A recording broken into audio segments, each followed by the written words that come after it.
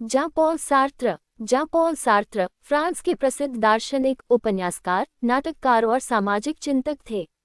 उन्हें 1964 में साहित्य का नोबेल प्राइज प्रदान किया गया था, लेकिन उन्होंने ये पुरस्कार स्वेच्छा से स्वीकार करने से इनकार कर दिया। वे नोबेल प्राइज को औपचारिक रूप से अस्वीकार करने वाले पहले व्यक्ति थे। सार्त्र का जन्म 21 जून 1905 को पेरिस, फ्रांस में हुआ था। उनके पिता का नाम जॉन बैप्टिस्ट सार्त्र था, जो फ्रांसीसी नौसेना में अधिकारी थे। उनकी माता का नाम एनी मैरी श्वाइत्ज़र था। वे प्रसिद्ध मानवतावादी एल्बर्ट श्वाइत्ज़र की बहन थीं। सार्त्र के पिता का निधन उनके जन्म के कुछ समय बाद ही हो गया, इसलिए उनका पालन पोषण मुख्यतः उनकी माता और नाना नानी के परिवार में हुआ। बचपन से ही सार्त्र अत्यंत बुद्धिमान और पढ़ने के शौकीन थे। उन्होंने पेरिस के लाइसी हेनरी इव और बाद में एकोल नॉर्मले सुपीरियर में शिक्षा प्राप्त की। 1929 में उन्होंने दर्शन की अग्रीगेशन परीक्षा में प्रथम स्थान प्राप्त किया।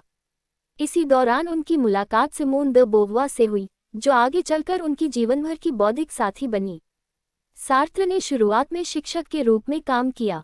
उन्होंने विभिन्न स्कूलों में दर्शन पढ़ाया। बाद में वे साहित्य और दर्शन के क्षेत्र में पूरी तरह सक्रिय हो गए। उनकी सबसे प्रसिद्ध दार्शनिक कृति बीइंग एंड नथिंगनेस 1943 है। इसमें उन्होंने अस्तित्ववाद के प्रमुख विचारों को विस्तार से प्रस्तुत किया। सार्त्र के अनुसार मनुष्य पहले अस्तित्व में आता है और फिर अपने चुनावों और कर्मों के माध्यम से स्वयं अपनी पहचान और जीवन का अर्थ बनाता है। इसलिए मनुष्य के पास स्वतंत्रता और जिम्मेदारी दोनों होती हैं। उनकी प्रसिद्ध साहित्यिक रचनाओं में nausea 1938, the roads to freedom और नो एग्जिट शामिल हैं। नो एग्जिट में उनका प्रसिद्ध विचार हेल इज अदर पीपल सामने आता है, जो मनुष्य और सामाजिक संबंधों की जटिलता को दर्शाता है। द्वितीय विश्व युद्ध के दौरान सार्त्र को जर्मन सेना ने युद्धबंदी बनाया था। बाद में वे फ्रांस लौटे और फ्रेंच रेजिस्टेंस से जुड़े। युद्ध के बाद वे एक प्रमुख सार्वजनिक बुद्धिजीवी बन गए। सार्त्र राजनीति में भी सक्रिय रहे। उन्होंने उपनिवेशवाद, साम्राज्यवाद और सामाजिक असमानता का विरोध किया। वे मजदूर आंदोलनों और विभिन्न वामपंथी आंदोलनों के प्रति सहानुभूति रखते थे।